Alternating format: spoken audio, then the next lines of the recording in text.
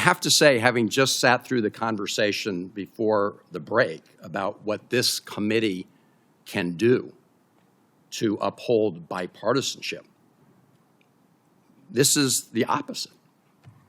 Because what happened was a bipartisan amendment that was adopted is now being proposed to be stripped out in what I agree with Senator Moran and all our checking is an unprecedented way.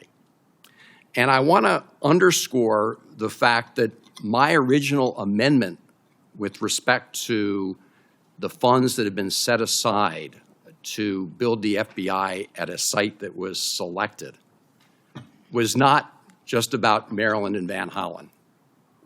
This was actually a bipartisan process over many years.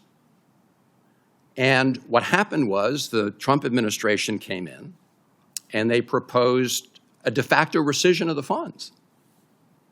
This is exactly what we were talking about last night in a different form, because those monies had been set aside for the purpose, not of going to Maryland, but of going to the site that was selected through a nonpartisan process of experts that would meet the security requirements of the men and women of the FBI and the mission requirements of the FBI.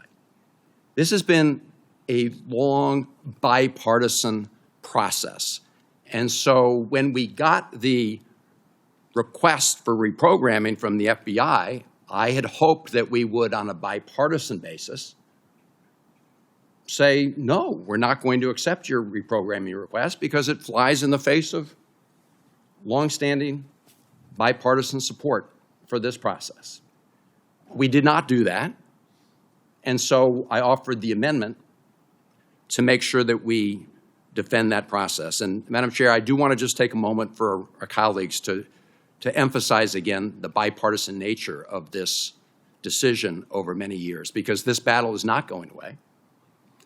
You know, as the chairman said, it became a partisan vote, but it was only a partisan vote because the Republican side of the committee decided to vote no after a bipartisan amendment was adopted.